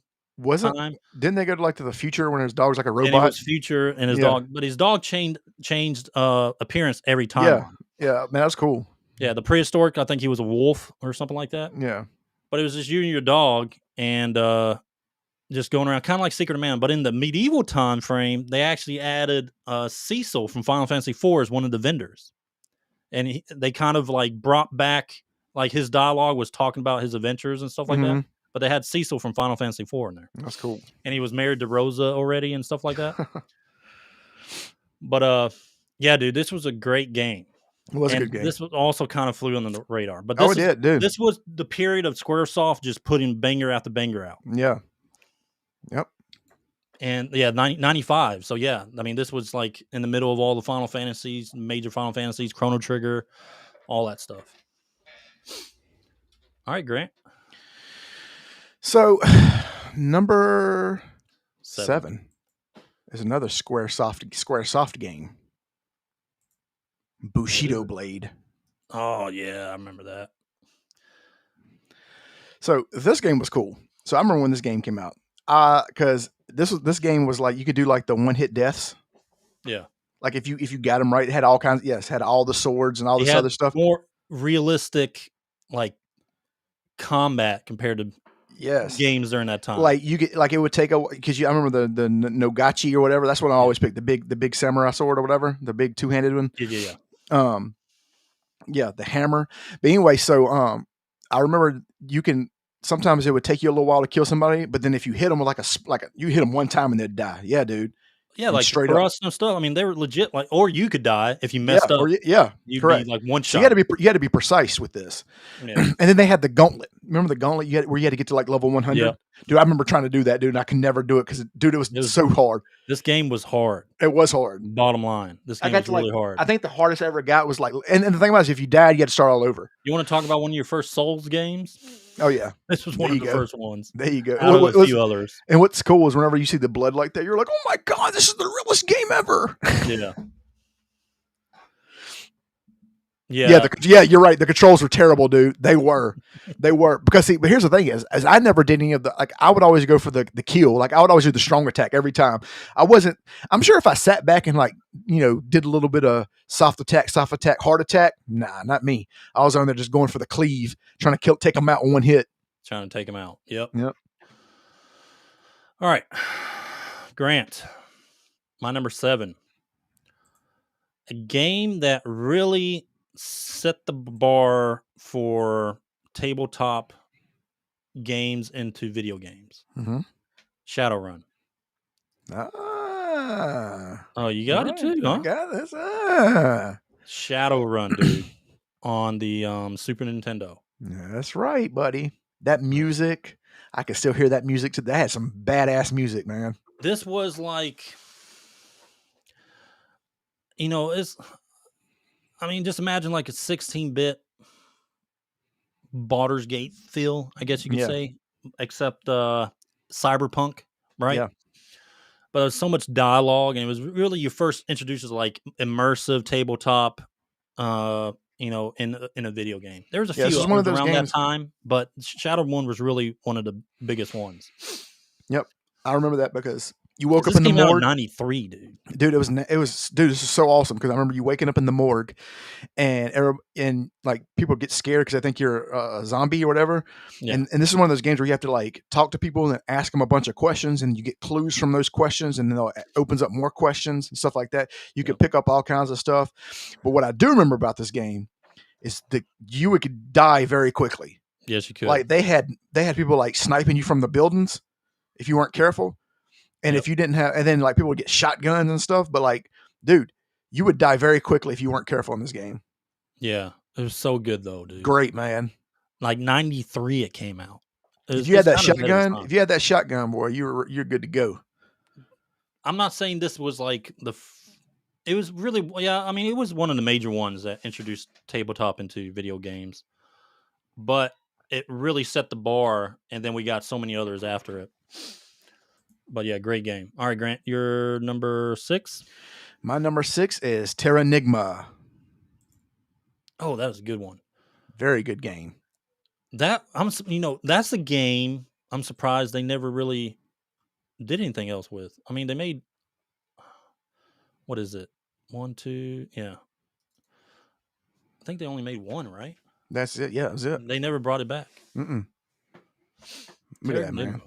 Yeah, it was action RPG. Yep. Technically. Yeah, I got some screenshots of it too. Here we go. Yeah, it was a really cool action RPG. Yep. It was like it made you feel like it was a mix between had a very like Secret of Mana, like a Soul Blazer type feel to it. Yep. Here, I got another one. This was great. This was really cool boss fights and stuff. I remember in this game, it was really great artwork in it. But yeah, another good one, dude. Like this, I didn't have it in my top 10, but it's still legit. Like, I'm surprised they just didn't. I mean, they kind of spun it off, I guess, in other things. I mean, it's similar to a lot of things you could say, but I'm surprised they didn't like try to, I don't know, remaster it, HD 2D or something like that. Well, getting these people to make good remasters and remakes and stuff are like pulling teeth. Yeah, I'll tell you what. All right, Grant. My number 6 is a legend, at least to some people. Record of Lotus War. Oh, man, it's that low. Wow. Yeah. Oh, I got some good ones up top, though. Record of Lotus War, 2001, PlayStation, or excuse me, Dreamcast. Let me pull it up. A mighty spell. Like I'll never forget that because you hear that over and over and over. This game was legit really underrated. Dude, this was a Diablo. This is a very Diablo RPG. game. Like it was insane. Like it was actually really good. Here, I got some pictures of it too. Dude. I think I do. How the combat looked. Do I? No, crap. I guess I didn't download them. Anyway, here's a Japanese cover. Japanese covers always go better than American ones. All right, so this was based after a early 90s, like 91 or something like that, anime called Record of Lotus War. And they just made an action RPG of it out of nowhere. Yep. And I liked the anime when I was younger, so I decided to get the game. And I was very surprised at how good it was. And then I borrowed the game from you, and I don't think I ever returned it. I probably still have it. I don't think you did either. So this was a very good dungeon crawl. Dude, I didn't know it was going to be a dungeon crawler when I played it. It was, dude, but this was such a great game. But I just never forget that going to the dwarf and upgrading your stuff. A mighty spell. I remember just saying that over and over and over. Yeah, they had a great upgrade RPG mechanics in it and everything, dude. Like it was a legit, really good action RPG. And the thing about it is I remember like you putting on like the metal boots and it clang, clang, clang, clang, clang, clang. Yeah. Yeah. Yeah, dude. They put a lot of thought into it, man. It was really good. Yeah, it was. All right, Grant. Go ahead. All right. Number 5. Final Fantasy Mystic Quest. Yeah. So we've talked about Mystic Quest before. It's not an amazing Final Fantasy, but it's not a bad one either. It's a very good Final Fantasy game. It's different. It's very different. I tell people all the time, if they ever wanted to get into Final Fantasy and they don't know where to start with this one because this is easy. It's an easy game. Like it's simple. Like you're not going, like anybody can beat this game. Yeah. Unless you just quit playing it. The fighting's different. Yeah. It was a continuation of some of those Final Fantasy adventure games on Game Boy, besides the first one, but that's kind of like what it was. Yeah, you don't really have like the field view, like where you go out in the field, you just kind of go from front loaded. Yeah, you kind of go from town to town automatically. You can see your enemies, so if you can get by them, then you would go around them. Yeah. But yeah, no, dude, it was really good, man. It was really good game. That looked like. Yeah. I remember the bombs. Dude, if you had the bombs, those bombs are nasty. Yep. Let's see. All right, Grant. Number 5, right? Yep. I'm bringing this one back again. We've talked about it before, but I'm bringing it back because I'm very fond of these strike games back in the day. My number 5 is Soviet Strike. Okay. This is another game, the early PlayStation 1 games. And this is because of that woman. I can say it's underrated because I think it was. I mean, I'm pretty sure IGN gave it a 7 at the time. But it ended up being rated better like overall in other review scores. And that was back when IGN was good. That's back when they were good. But Soviet Strike was when they did all the, remember, we've talked about it before, but all the live capture stuff, like Resident Evil 1, the live action trail or movies they did. You like the chick, didn't you? Oh yeah, that chick was, yeah. When they showed her in the hotel room, like taking off her shirt and putting or with her bra on. She should have made our top 10 boobs. Why didn't she do? Why didn't we do that? What happened? But this was 96. Yeah. I'm 13. You know, games like that for young guys, that's pretty good. Yeah. But yeah, these strike games, because all right, so they had, what did they have? They had Jungle Strike, they had Desert Strike, they had Urban Strike, then they had Soviet Strike, and then after that they had Nuclear Strike, and that was the last strike game. But these helicopter games, dude, I grew up on all of them. I played all of them. Even Nuclear Strike wasn't as good as Soviet, but it's still good. These helicopter, like in your Super Apache, yeah, they were fantastic games. And this is where they had live action. Here, let me pull up the image real quick before I keep going. Let's see, Soviet Strike. Yeah, they had live action, like someone feeding your intel, like a live action movie of some guy talking to you, feeding you intel as you're about to go on a mission, and you felt so immersive. Oh, you felt like you felt like you were in the military at that time, dude, didn't you? at the time, yeah, you feel like, hey, this guy's giving me the intel. I'm in my Super Apache. It's time to go. That's good, man. That's how games should make you feel, man. But a lot of the early PlayStation games were like this with the live action, but this one was a great game, dude, and underrated. Yeah. All right, Grant, you're number 4. My number 4, Shadowrun. We've already talked about it. There you go. I'll go and pull it was up. it was a lot higher than yours. I mean, what can you say that we hadn't already been said?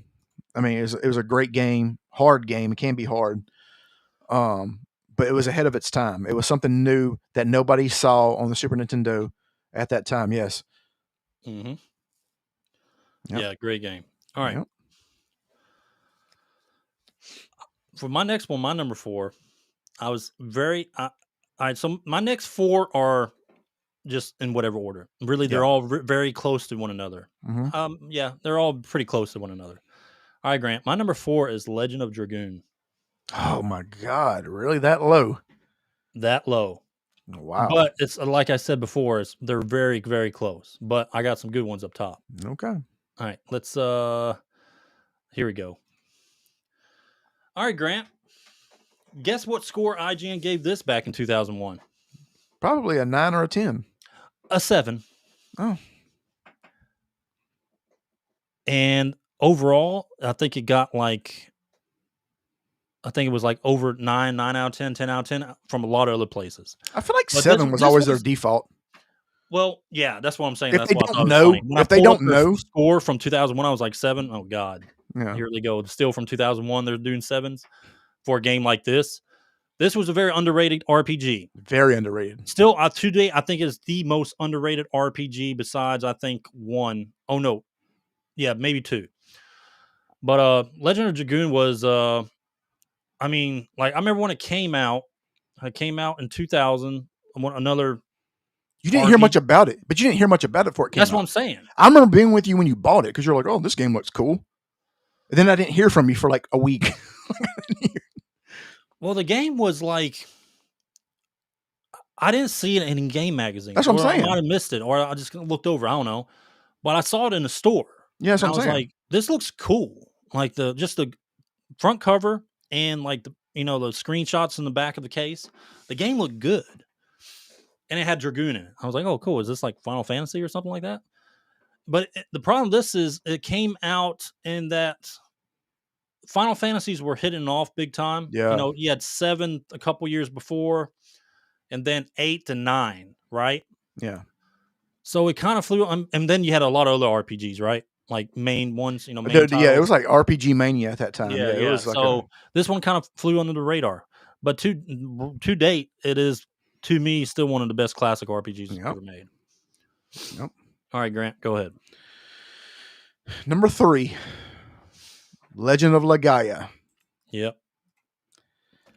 So I remember when this game came out, this has the coolest battle system that they've never done to this day. You actually have to you can do combos for this game. I mean, for your fighting. Your character's name is Vaughn. I remember that. But like, and as you leveled up, the more combos you could do for these characters and stuff like that. And they've never done that for any other game since. The combo system, like, that's how you put in your moves. You put in like up, down, left, left, left, left. You know what I mean?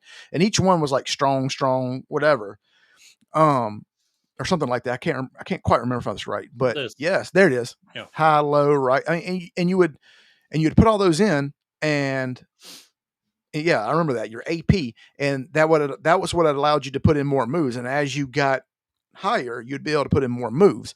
But dude, when have you ever seen anything like that? The story was great. The fighting was great. The monsters were great. Dude, this was a great game. Before that, you had your input ones, like Xenogears and stuff like that. Yeah. Like the Xenogear, but that was all input on the controller. That was live. This one, you did your combos beforehand. Correct. But yeah, dude. And if you and of course if you learn stuff that if you learn how to do them and each one would do a different move or whatever. Yep. Yeah, Legend of the Gaia, really good. Great game, man. All right. Number 3 for me. All right, Grant. This was a lot of people hated this game. Mostly your big time critics, they just didn't like it. I guess it was misogyny. Misogyny in it or something, stupid. But this game came out in 2015, PS4. Mad Max. This game got an open critic, whatever Metacritic, whatever score of only a 27 out of 100. But this game was awesome, dude. It was so damn good. Like, it was really good. Like, the sound and the combat was just so reactive. You know what I mean? Mm-hmm. Getting in your cars and doing battle and vehicles and stuff like that. Dude, this game was badass. And I'm surprised it got such a low score back in the day. But people go back and play this game today. Because that's how good it still is. Such a great game, dude. And really underrated. 2015. Yeah, it did come out in 2015. But yeah, it was just so badly reviewed, and it was just so much bullshit revolved around it. It was one of those controversies at the time. It had a little controversy around it, but it was such a good game. Combat, everything, dude. It was so good. Look at that. Nelson agrees. Mad Max is top 20 last gen. Yeah, easily. All right, Grant, you're number 2. Number 2, Record of Lotus War. Let me do Mad Max real quick. Forgot to put the picture up. All right. You said Record of Lotus War? Yep. Yeah, Nelson said he put 170 hours into Mad Max. Yeah, I put a lot of hours into that thing too. It's so damn good. All right. Record of Lotus War. I'll pull this back up. Yep. So for me, I love this game. Of course, I borrowed it from you. I love this game because I was so into Diablo games at that time. Yeah. I mean, Diablo 2 was out. I was obsessed with Diablo 2. Yeah. This was before the Lords of the Destruction expansion, so I didn't have that one yet. But this filled that void because it was a dungeon crawler and it was cool. And you can go anywhere, even if you weren't supposed to go there. You know what I mean? So you can go to super hard places. I mean, you'd get one-shotted if you weren't careful. But just being able to access all that stuff and do all these things, man, it was great, dude. Well, the game was made by Crave Entertainment, who really didn't have a lot of. They didn't have any. I don't even think they had any action RPG experience. Yeah. Blizzard was running the game, right? Yeah. With Diablo 1 and 2. Mm-hmm. But these guys if they had a little bit more backing, they made a really good action RPG, really legit. And it was a little bit different, more anime style, but it was a lot of fun. It was different from Diablo. Great.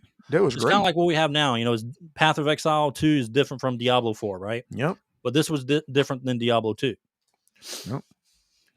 But yeah, dude, I definitely agree with you on there. All right.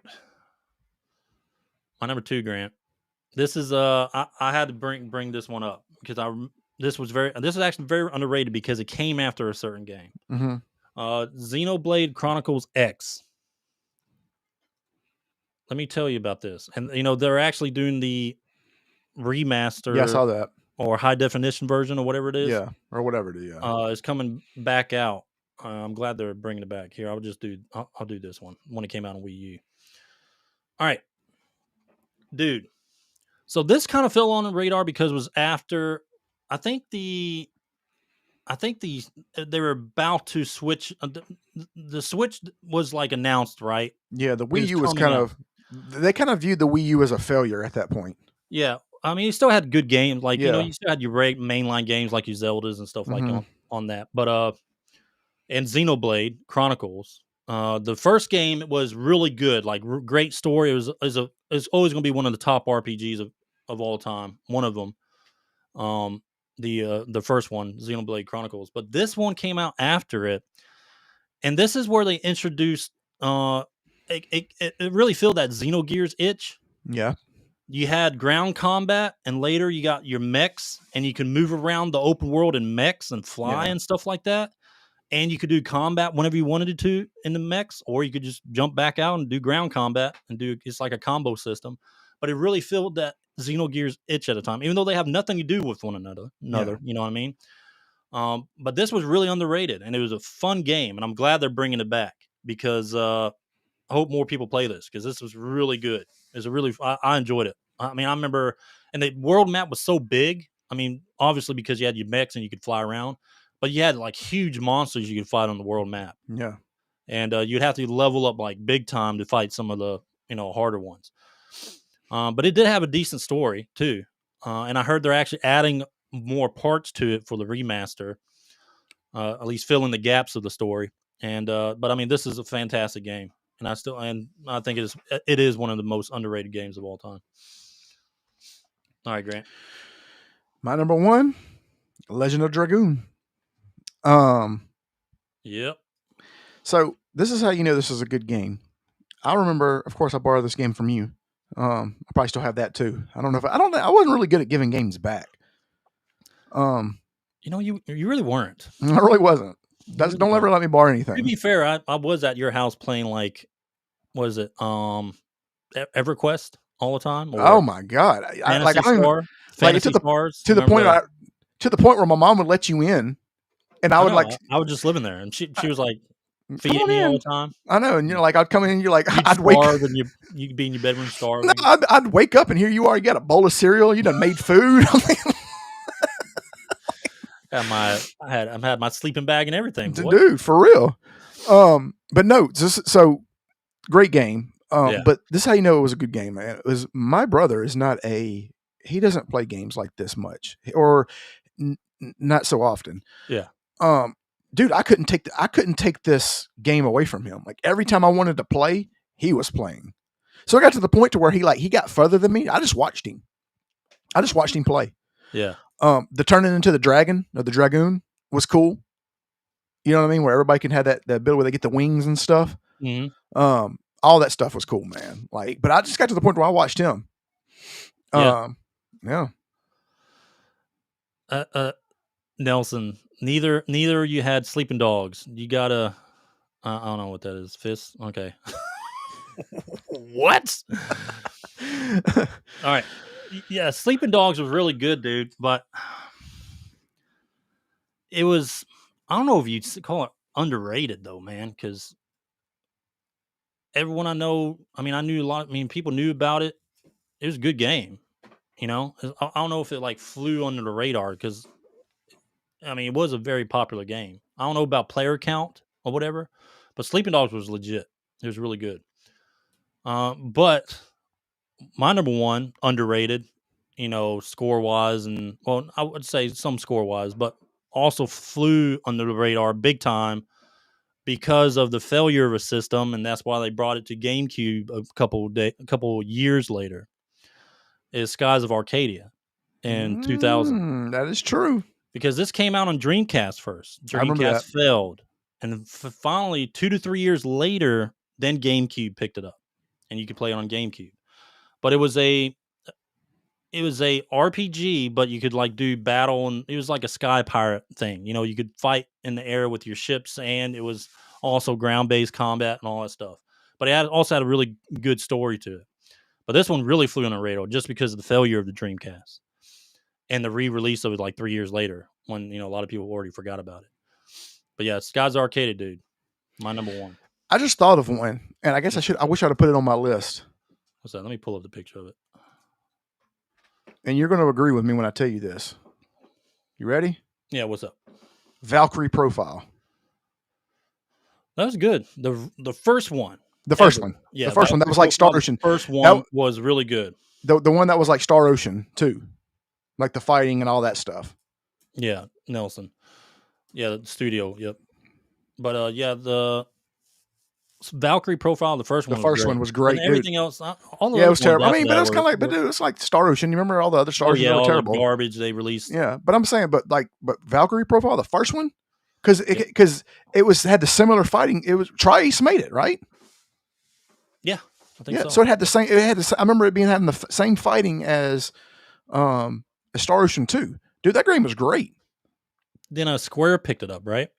Something maybe I can't remember. Square made the recent ones, so I think shouldn't have. They were original. But anyway, but Valkyrie profile was really good. It was a good game. What else is what else? Other games I could think of off the top of my head. Oh, you ever played Rage? Not the second one, but the first one. It's kind of like a FPS. I don't know if I did. I don't know if that would be underrated though. The first one was really good. Second one was, I don't know if that would be underrated because it was a popular game for a little bit. I really like the Infamous games, dude. You ever played those? Mm-hmm. Infamous was really good. That's really not underrated though. No, because those are really good games, popular too. But yeah. All right. I mean, I can go on and on. I mean, there's a lot of them, like for Nintendo and Super Nintendo. Adventure Island. Those are really good games. Stuff like that. Yeah, Adventure Island, dude. Those are great, dude. Those are great. Remember Big Nose? Mm-hmm. But yeah, dude, Super Nintendo had a lot of them. They just had a big catalog, though. PlayStation had a lot of them. Marble Madness. Yeah. Marble Madness. Even PS2 had a lot of them. Yeah. Marble Madness. Skate or Die 2. Mm-hmm. But yeah, all those were great games. Great top 10. And I think that is it, Grant. That's it, man. That is the podcast. That's it. 1 hour and 46 minutes. You're probably saying, "Hey guys, where's the news?" Well, there's not any. So nothing to talk about here. We're not going to make any. We're not going to make any stuff up either. We're just going to if there's news that we feel worthy to talk about, we'll talk about it. Yeah, let me go to our bookmarks just to make sure nothing major. Oh, no, Grant. We got some breaking. Departing. We are not departing yet. Let me close this up. Glad I said something then. We are not departing yet because I want to show you a trailer at the end of our podcast. Okay. For some of the developers from the Mass Effect series. I'm not talking about Andromeda. I'm talking about the original Mass Effect series. The creators from what's the other ones? Mass Effect and Dragon Age Origins. Mm-hmm. All right, so these are some of the developers got together and they're creating a new space epic. Remember we saw Intergalactic, right? Yep. Space opera. Let me show you this one. Okay. All right, let me start over. And dude, that Ninja Gaiden game looks so good. Yeah, it does, doesn't it? All right, let me share. All right, tell me when you see this. I see it. All right, let's play it. Preparing to transfer now. This is your last chance to bail, June. Do it.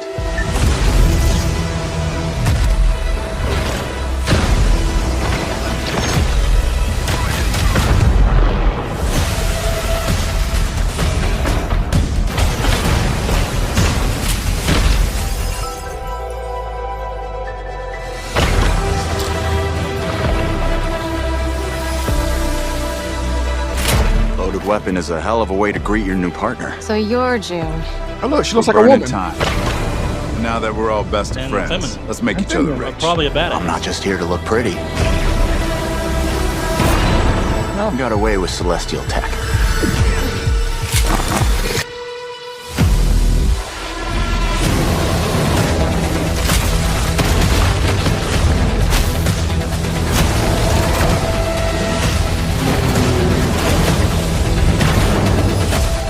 I see a lot of potential in this new partnership.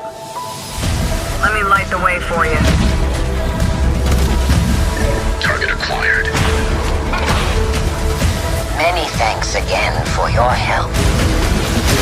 You should have been honest. This place is forbidden. The price is death. That's what it means to be a traveler.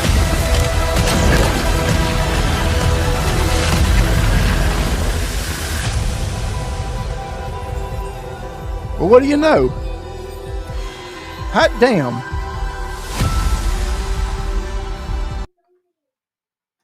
Why is it so difficult for everybody else to do?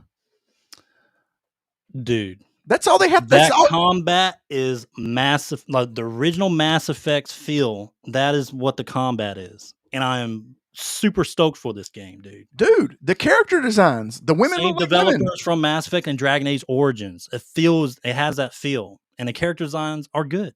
Exactly. That's all we asked for. That's it. But if it's anything like dude, I'm telling you, your games wouldn't fail if you just did this. This is going to be a good game. Oh, I know. I'm going to call it right. This is going to be a really good game. But guess what? I'm not sure the release date. Here, let me see if they have one. Maybe 2025. No, they don't have one yet. Okay. All right. 1 second.